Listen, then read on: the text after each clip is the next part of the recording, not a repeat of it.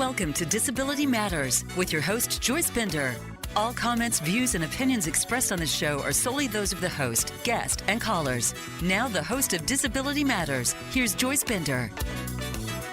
Hi, everyone. Joyce Bender with Disability Matters. I hope you're all having a great day. And, thank you for notes from listeners, from comments, I have great listeners. We are the show. Do you know that? We are the show, only weekly show with every week on Tuesday, disability rights news on the half hour, in addition to fabulous guests, such as our guest today. So thank you, all of you. And to those of you around the world, what can I say? Yes, I've been saying this every week, Singapore, most listeners after the United States. Wow. And you know what? It keeps getting bigger. I mean, that is tremendous. Thank you. That's all I can say is thank you, and continue spreading the news because it's just fantastic. And I have to mention that in the top 10 out of these 150 shows with countries with listeners, Vietnam has moved up to number 7. I mean, that is amazing.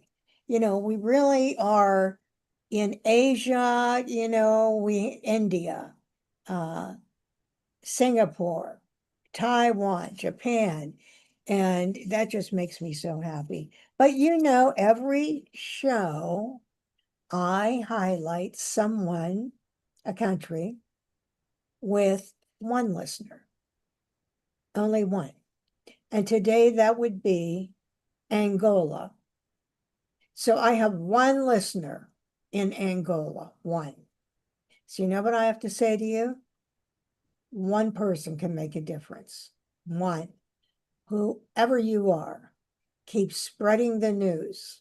Tell other people about this show and about disability rights, because this show is all about dignity for people with disabilities. And a special shout out to Yoshiko Dart. Yoshiko, I will always do this. I've done this for years and years.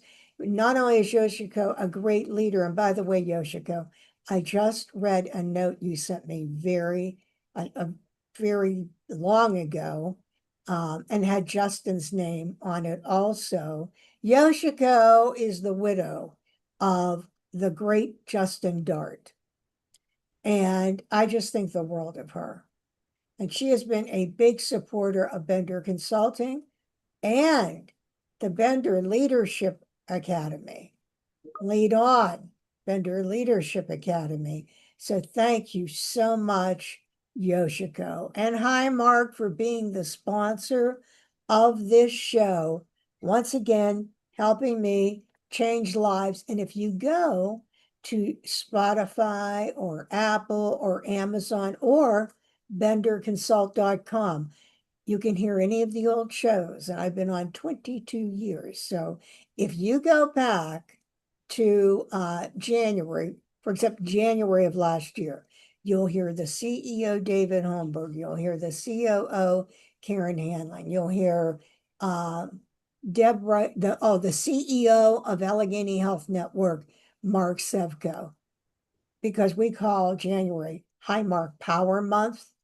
But I want you to listen to their belief about working with me and hiring people with disabilities. It's just, well, too bad it's rare. Isn't that a shame? Because even today, 70% of people with disabilities are still not counted in the workforce.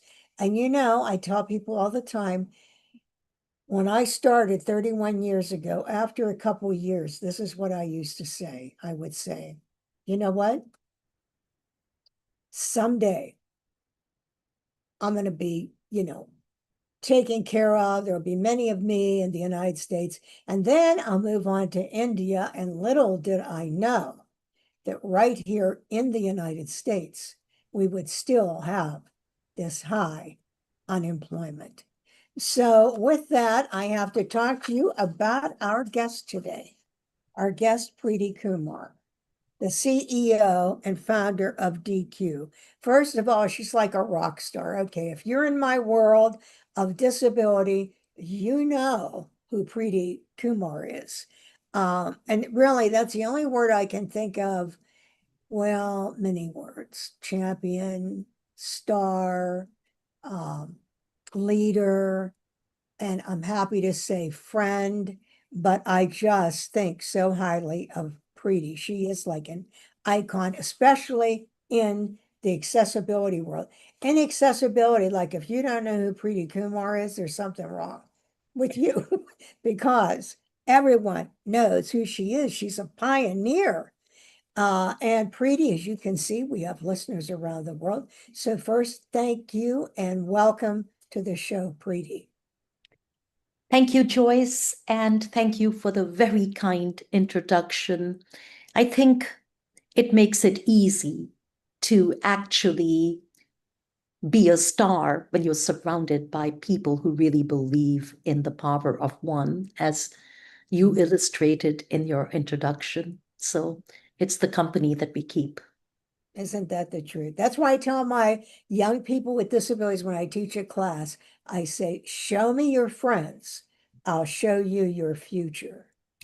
Because who you are with, positive or negative, has an impact on you. And of course, you are positive. And Preety, as you just heard, I bet you're surprised to hear all these listeners we have around the world. And every time I have someone on, they say, oh, they wanted to know who is that person. I wanted to know more about that person. So let's hear your journey, Preety. Sure. So the journey is pretty simple. Joyce, I think a lot of us accidentally fall into things that we end up feeling is the purpose of our life. And my story is kind of like that. I was working at a telecommunications firm, working on the broadband product that they had, and they decided to put it on the shelf because it was premature, early to market. And that made me branch out on my own. And I was extremely lucky that I got to work for an amazing woman. It's incredible what women can do. You know this well, Joyce. And this woman was a strong leader of the State Highway Administration in Maryland. And Melissa was a really wonderful person who said to me, this web, this internet is becoming a thing. And this was in 1999, early 2000. So it's becoming important. And there's this thing called Section 508, and I want to make sure that we are going to be the leaders in the state of Maryland on the internet, and we're going to include everybody. What an inspirational woman. And she said, well, I like the work that you've done with us for a couple of months, but I want you to write our web standards. So I took on that task and I learned a lot. And of course, when I got into Section 508, this was the early days. I became vice chair of the committee by being involved. I started writing and contributing to the first web content accessibility guideline standards. But Joyce, everything came together when I realized that this is going to become my mission in life. Because when I was a child, my mother used to take me to the School of the Blind every 2 weeks to volunteer. And what I saw there is people boxed in because of their physical limitations. And I could never understand why they were relegated to tasks like candle making, which was the default career they would get into. And I didn't understand that. And I think it came back to me, and I realized that the internet is supposed to be the greatest equalizer of knowledge since the printing press. And I could not tolerate the thought of people with disabilities getting left behind. So that's how I got started.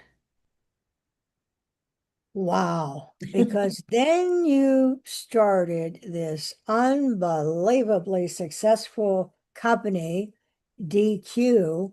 And I remember in the early days, I remember, and by the way, Preety was also a friend of Mary Brocker, who you all know I lost 5 years ago and won't get over it. But she also would tell me all the time about Preety, and she was right about Preety. So I always tell her the other day when we were in a conference that Preety, Mary is with us and said, okay, that's enough. You two need to get it together now. So here we are. Here we are together. And I just want to say, in my career, we have never publicly endorsed and partnered with a company for, and I am announcing that I am endorsing and am going to partner with DQ. Oh, And that is the only company I will be. Uh, what an and honor. I'm going to tell you why. A lot of these companies, I don't believe they really get it, that they really have that heart and passion. But I know you do, Preety. I just want to tell everyone we had a young man, blind, with an incredible academic background that was laid off on, unfortunately, can you believe it, Good Friday. And he he was looking, he's so talented. And do you know, one phone call to Preety, one, and she got the ball rolling, which she is one that cares about the least of these. So it's an honor to work with Preety. So Preety, And let's, likewise, Joyce. And I have to tell you, Mary would have said to us, because she said, she would have said, stop doing these Hollywood lunches, right? yeah, that's right. Yeah. That's, yes, let's Which we get are it doing. done. And thank you for the partnership and endorsement, Joyce. Coming from someone like you, it means the world. Thank you. Well, equal thoughts. Yeah. But let's talk about DQ, such a Yeah, successful company. Could you tell all of our listeners what you do at DQ and sure. what some of your products and services are? Sure. So Joyce, DQ is the leader in digital accessibility testing, and we help organizations become and stay accessible with help provided by our ACTS platform, our wonderful experts, which includes Chris, and excellent training via instructor led or DQ University or our AI ACTS assistant. So, our whole goal is to make companies self sufficient and have absolutely no reason to not embrace accessibility.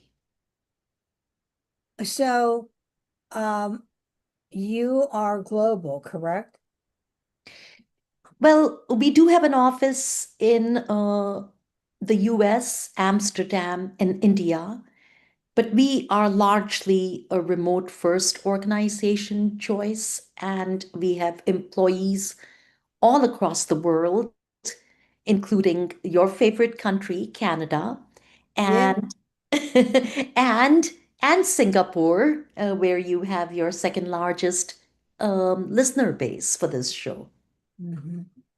Yeah, that is uh, just so exciting. So, would you say then is your main service providing accessibility, helping companies become accessible?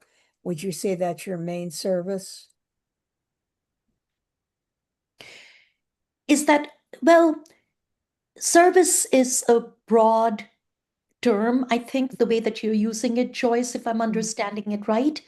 But we, if you have a website, if you have a mobile application, if you have digital documents, if you have a kiosk, and you have to make it accessible to people with disabilities to be able to use digital technology like you and I do every day of our lives, right? You have to make sure the underlying source code is compatible with these universally accepted guidelines, the Web Content Accessibility Guidelines, or the equivalent of that for the other technologies. And we actually have testing tools and experts that can help you get started in this journey and help you mature till you're confident you can bring it into your own shop and do it yourself with our products, which is called the Axe platform. And I think you must have maybe heard about the Axe core rule engine, Joyce. Yes. But would you tell everyone else about that? Absolutely. Our Axe core rule engine is an open source rule engine that has just surpassed 5 billion downloads. That's with, Wow, my goodness, are you kidding? Wow. Oh my yes, goodness, that's extraordinary. yes. And it's up You from got to get three, on your website. 5 billion and the numbers keep going. yes, Yeah, yes. wow. So, and this is because we have given the world a way to have objective measurement of where they are with accessibility, with digital accessibility. Wow, that is wonderful. But just as you said, when I was at the White House once, Eve Hill was speaking, who is an international Oh, yeah. mental health advisor, but now she's the chair of the board of Bazelon Center on Mental Health Law, which I'm on that board. But when she was with the Department of Justice during President Obama's administration, she said, I'll never forget it, if you want to hire people with disabilities and you say that's important to you, Mhm. how are you going to do that if I can't get in the door? Oh, yes, I know Eve extremely well, and I have such immense respect for her. And she is absolutely right. Most career portals, most career websites where job applicants apply are largely inaccessible. In fact, you might have seen the WebAIM report. We went from 5 years of 4 to 5 years of progressing in accessibility in actually taking a step back last year. Yeah, Terrible. yes. That's terrible. But because, say, for example, you go to a company and Mm-hmm. yes, the front page is accessible, but now you want to apply on the career page for a job and Mm-hmm. it's not accessible. Mm-hmm. Well, then you're done. How are you going to do that? What I mean is the whole site has to be accessible for the employees, not just the front page. Well, yes. And frankly, Joyce, I think you're hitting on a very good problem. It's not just your front door, it's the experience, the entire experience, but it's also what good is hiring somebody with a disability because they're not token employees. They're actually the most loyal, hardworking contributors that you will ever find. And of course, no generalizations, right? But largely speaking, they're motivated. And so you have to make the technology they use on a day-to-day basis after they get the job accessible as well. Yes, that's right. Jenny Leigh Fleury, who we both know well, when she was the chief, has been moved up. It was chief accessibility officer at Microsoft, and now is in a Yeah, more senior role. yeah. But she used to say to me, Joyce, when you talk to someone and you ask them if they're accessible, and they say, "I'm pretty sure we are," right away, they're not. If they say, I'm pretty sure they are, they're not. And you really need an expert like DQ to know, do an audit, make sure you're doing everything correctly so that you don't have terrible to have employees there. They can't work because it's not accessible or it puts them behind. So, you don't want that. You don't want that to happen. Well, Preety, with what you just said, Yeah. about accessibility going backwards last year, Mhm. but is there still a need for accessibility across Oh, the world? Joyce, absolutely. In fact, this is an incredible time to be working in digital accessibility from a global perspective. Mhm. The level of momentum and urgency that we are seeing right now is unlike anything that I've ever seen before in my 26 and a half years of doing this.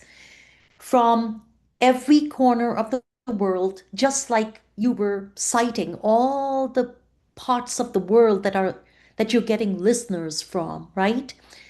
We too are seeing new stories emerge. We are seeing regulatory expansion. We are seeing technological innovation. And we are seeing some groundbreaking legal decisions. So I think there are major advancements in accessibility right now happening seemingly every month. And the Mhm. European Accessibility Act, EAA, as we call it, is a very hot topic. Now it's in year 2 of enforcement. And I was just in Europe for a month, having AxeCon minis and in 100 degrees. It was a lot of fun. A Oh lot my, of motivated people showed up. But it is in the second year of enforcement, EAA, and the regulators are getting extremely serious about enforcing it. And so it is gaining momentum. And as you know, Canada, a country I love as well, has the Accessible Canada Act, or ACA, which also has some upcoming deadlines. I think the Australian Human Rights Commission recently affirmed that Web Content Accessibility Guidelines 2.2 Level A and AA are going to be applicable. Then, even countries like India, the Securities and Exchange Board of India, SEBI, is now enforcing the information communication technology accessibility requirements for digital financial services, and the list goes on and on, all helping folks like you, me, are driving this action, like the regulators, like Eve Hill. They're all driving this action. yes. And boy, A- she is awesome, Eve. a- She is, yes. she And is maybe, awesome. Joyce, can I add one more thing? Yes. Oh, So, this is all the regulations, all the grassroots people who never stop working for digital accessibility, the power of one.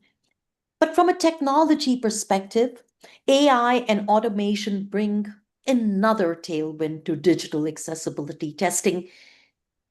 We all know, it's a fact, AI has its limitations.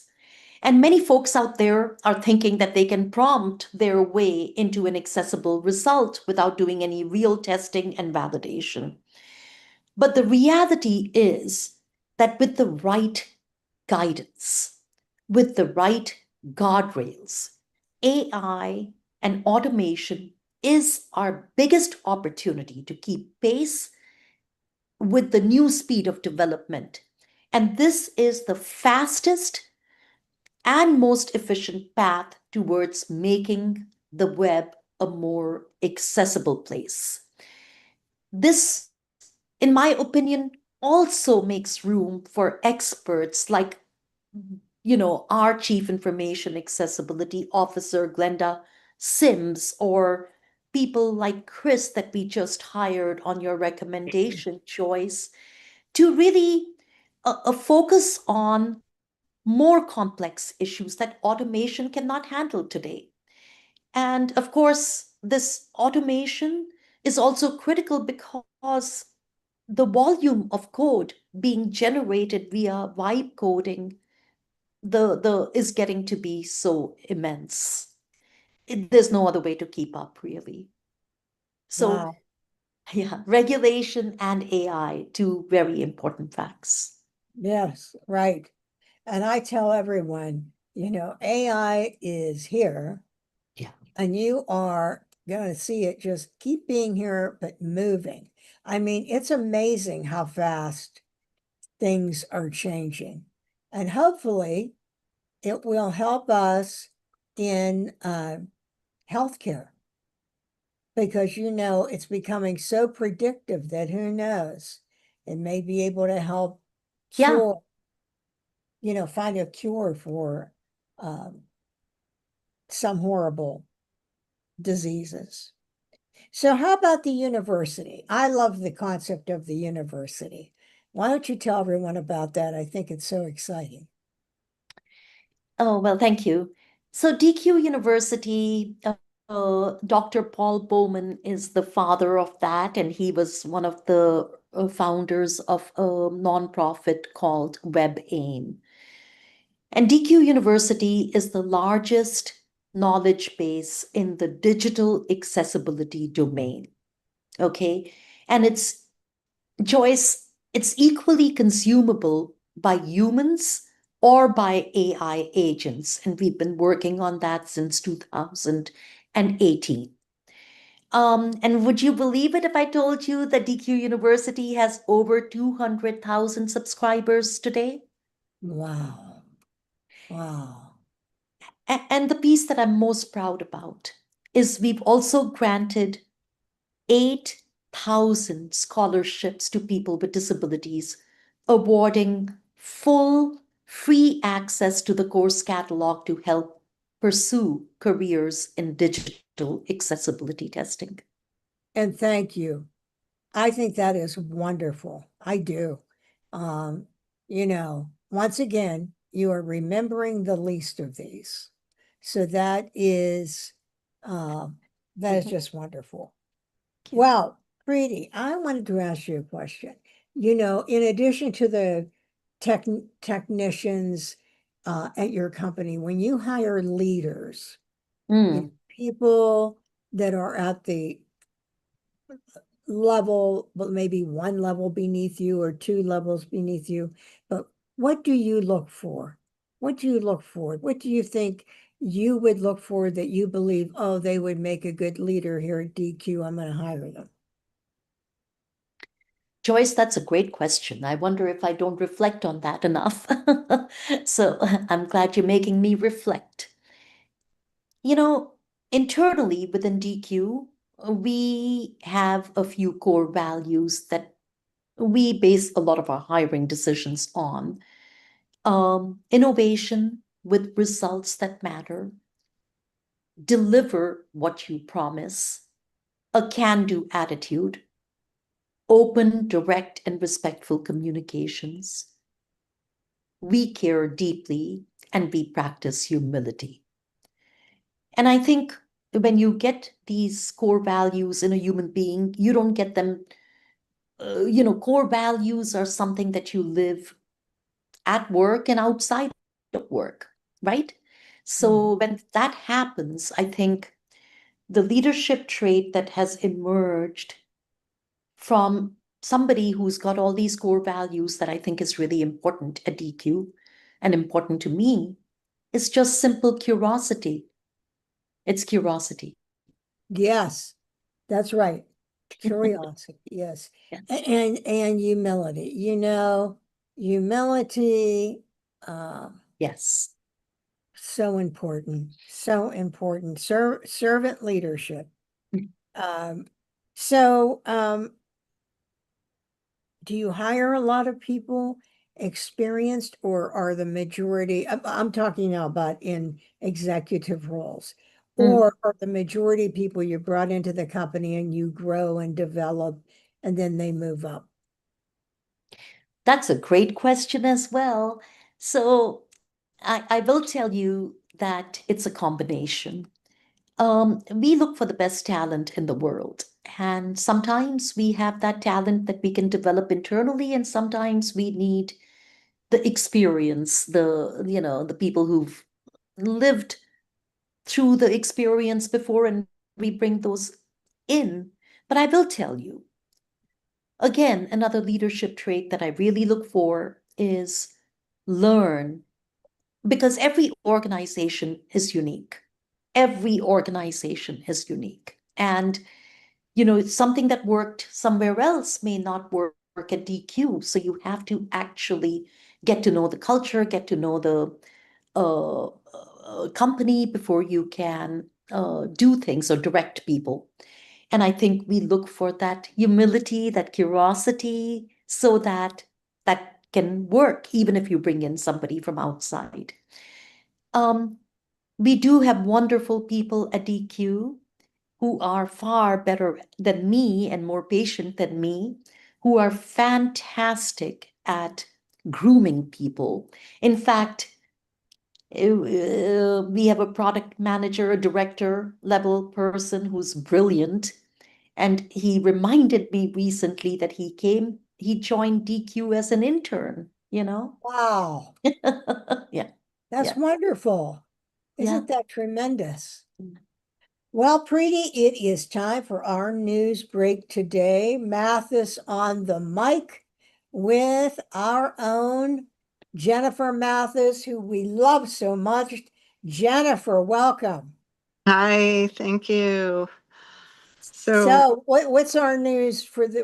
I well, I know there's all kind of scary news. So, what's our news today? indeed. So I thought that it would be worth mentioning what the Department of Labor has done with Section 503 of the Rehabilitation Act. As some of your listeners may know, Section 503 is part of the Rehab Act that applies to federal contractors, people that do business with the federal government. And it requires not only that federal contractors not discriminate against people with disabilities, but also that they engage in affirmative efforts to employ people with disabilities. And so, because the federal contractor workforce is such a large number of people, it's about a quarter of the national workforce. This has always been such a critically important law and protection for people with disabilities, and it has really spurred many efforts to employ and retain people with disabilities. And so during the Obama administration, there was an update to the regulations implementing Section 503. And for the first time, the Department of Labor put in some very important requirements in there that helped employers, federal contractors, measure the effectiveness of their affirmative action efforts to employ people with disabilities. So they had a utilization goal, an aspirational goal that essentially 7% of the workforce be people with disabilities. Now, if contractors didn't meet that goal, that didn't mean that they lost their contracts or anything like that, but it was a way to measure the success of the affirmative action efforts. And so there was also an analysis that contractors had to do around that goal. So if they didn't meet the goal, then they had to look at what the barriers were to employing people with disabilities and indicate some steps that they were taking to overcome those barriers. And so that just provided a yardstick, a way to measure what you're doing for affirmative action to employ people with disabilities and whether it's working or not. And if it's not, to then do something else. And there were also some very basic data collection efforts around that the regulations required around how many people with disabilities were hired versus how many people overall were hired and the number of jobs available, et cetera. And there was also a requirement that contractors give people with disabilities, applicants with disabilities, and employees the opportunity to self-identify, to say that they had a disability. They didn't have to, but they had the opportunity to do that because it helps contractors to know if they have people with disabilities, then they can measure the success of their affirmative action efforts. So last year, the Department of Labor, we talked about it on the news segment in this show, had proposed getting rid of all of those requirements. And they did a proposed rule. Many people in the disability community commented on that rule. They now, last Friday, published in the Federal Register, a final rule getting rid of all of those requirements, getting rid of the utilization goal of 7%, getting rid of the analysis that would go along with that goal to look at, whether what the barriers were to meeting that goal and what steps the contractor might take then to overcome the barriers. Getting rid of the data collection and getting rid of the requirement to give people the opportunity to self-identify as people with disabilities. So what this does overall is it takes any teeth out of I mean, teeth is probably not even the correct word. This was an aspirational goal to begin with. It was really a measure, a way to meaningfully measure affirmative action efforts and their success. And so now, by taking all of those things away that provided some structure, some meaning to this analysis, the federal government has effectively made the analysis probably meaningless, because there's no numbers anymore that contractors are supposed to look at. There's no baseline, there's no measure, there's no way to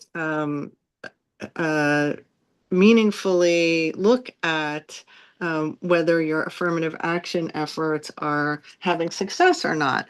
And in fact, the new regulation specifically says you don't have to use any quantitative data. You don't have to use any numbers. So who measures success without looking at any numbers? It's a little bit difficult. It's sort of and they said that we contractors can decide for themselves what works for them, what kind of analysis they want to do. So basically, the federal government is saying, you do you, we don't care anymore.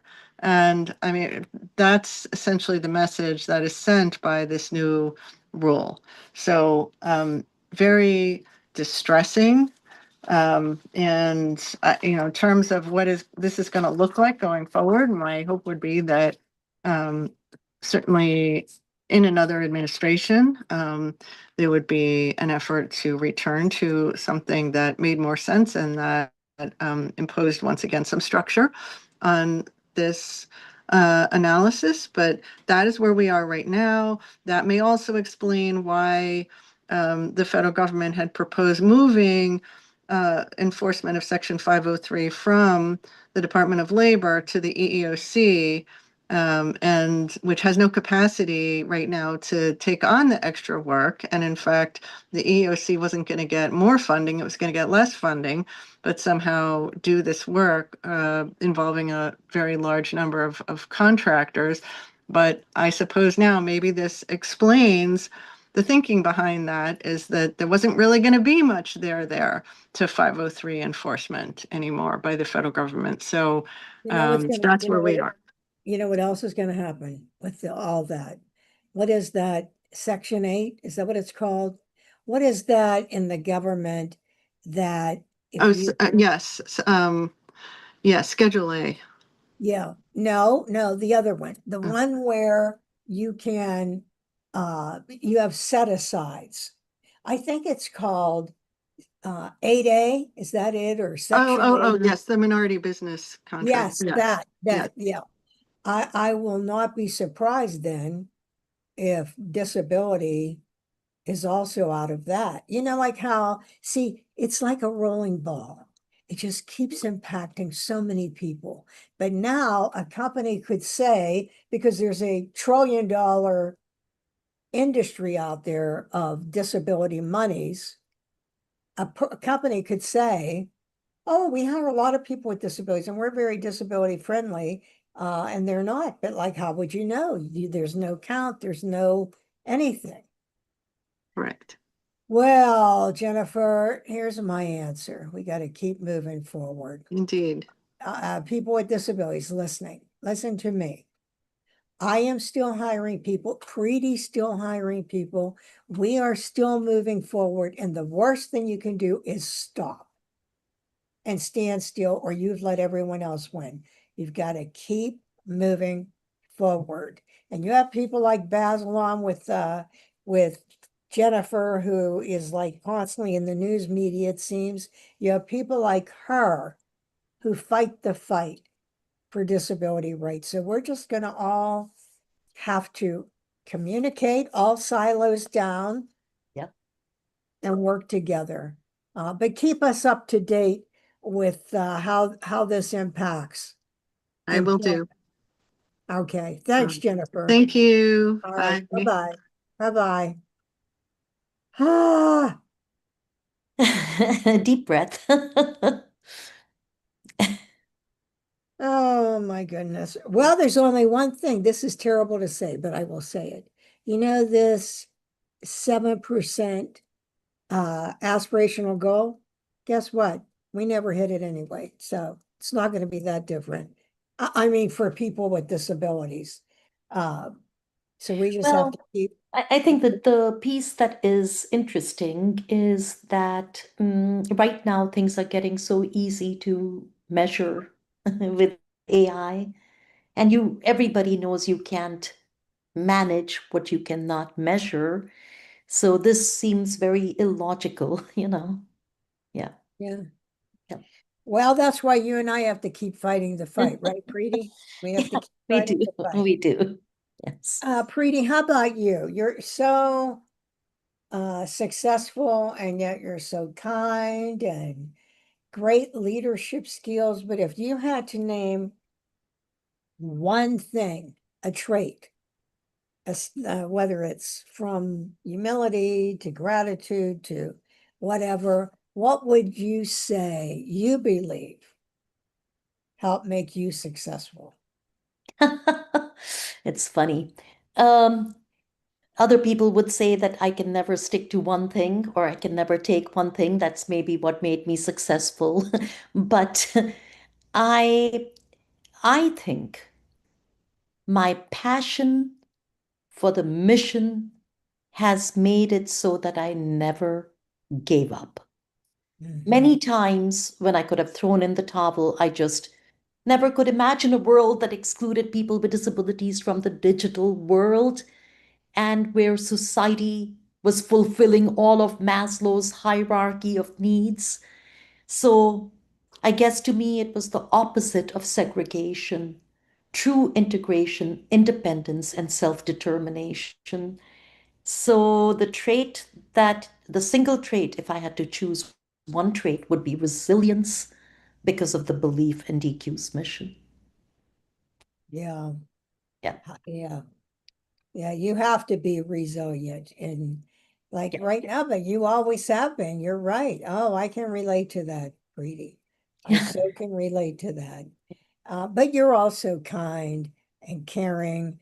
But there's business part, that business part where you just have to keep moving and you can't Mhm. keep moving without being resilient.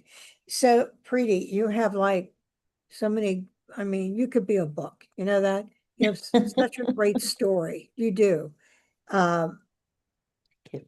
who would you say impacted you the most? Like, who is your role model and why? Oh, that's easy. Joyce, my role model, was my mother, and I think she was my role model because she embodied everything that I admire today, not just back then, but today in the world. She really was thirsty for knowledge. She was a English, math, and Sanskrit teacher. Uh, she cared very deeply. She supported many, many family members who who may have had some misfortune in their lives. So rather than going and buying the next shiny thing, she would use the money to support many people's advancement. And we still get letters from them. She's been gone a long time. So without a doubt, my mother. I was very lucky. Yeah. Hmm. Yeah, she sounds like such a great woman. And I Mhm. can see she also instilled in you independence. She did not make you feel like, well, you're a woman, so, you know, got to be subservient or whatever. She also instilled independence, Yeah. fierce independence, I will say. Am I right? Oh, yeah. I mean, she got her master's degree when most women in India were not getting an education. So she also said, always be independent. Yeah, you don't know what life is going to throw at you. So, yeah. Right. Yeah. Well, there are many young people and adults with disabilities listening to the show who are facing hardship due to unemployment. As you know, with the federal government, that was the biggest employer of people with disabilities. And these people lost their job, their house. Uh, and then there are Mhm. just people that have not been able to find employment. Maybe they had an accident or something, and then no one wanted to hire them. But what message would you like to leave for them? Oh,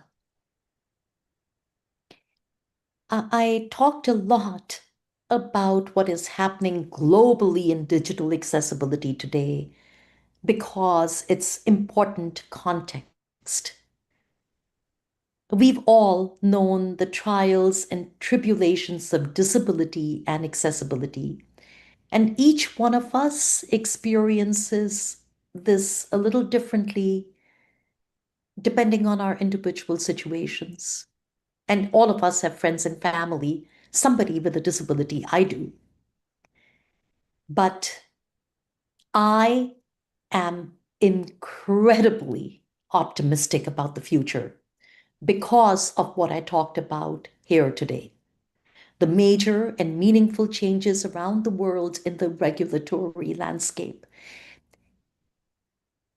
Digital accessibility, which is critical to having a good job, is now considered a fundamental human right across the world. There is no question. And the huge innovations in technology, we have a chance of improving the state of the web and digital content and removing all barriers to digital independence and employment. And if you're interested in developing a career in digital accessibility testing and you have a disability, I invite you to apply for a scholarship at DQ University. I think you'll have plenty of jobs out there if you develop that skill. So, Joyce, I hope that helps. Oh, that is, yeah. I don't think you could do more than that. I really don't.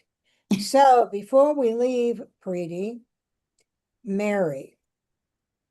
When you think of Mary, do you not think of get the party started?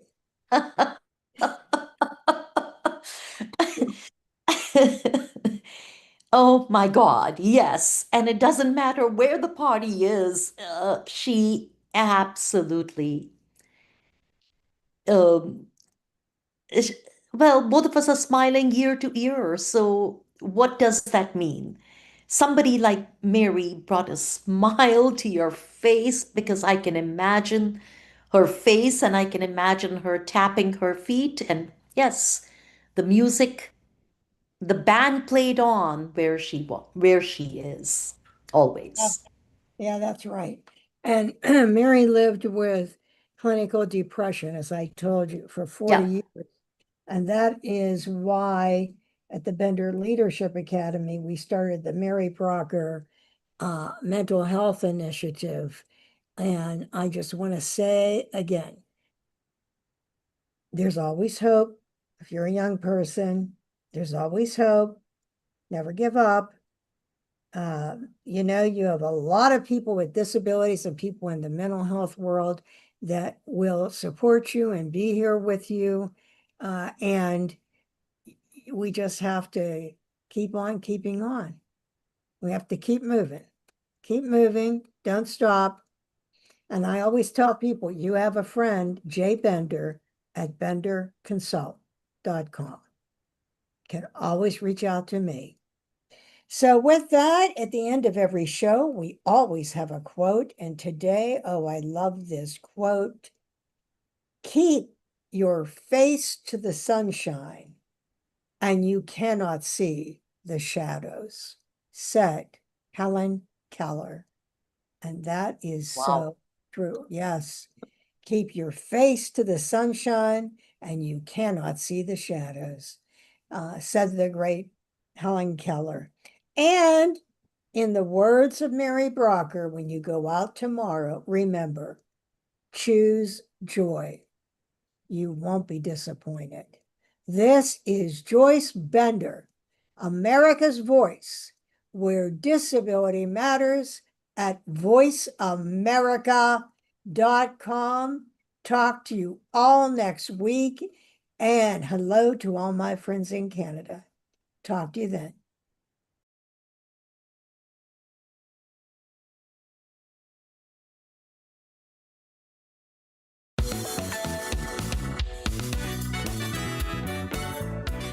Voice America would like to thank you for tuning in. Please join us next Tuesday at 11 a.m. Pacific Time and 2 p.m. Eastern Time for another installment of Disability Matters, right here on the Voice America Variety Channel. We are the leader in live Internet talk radio.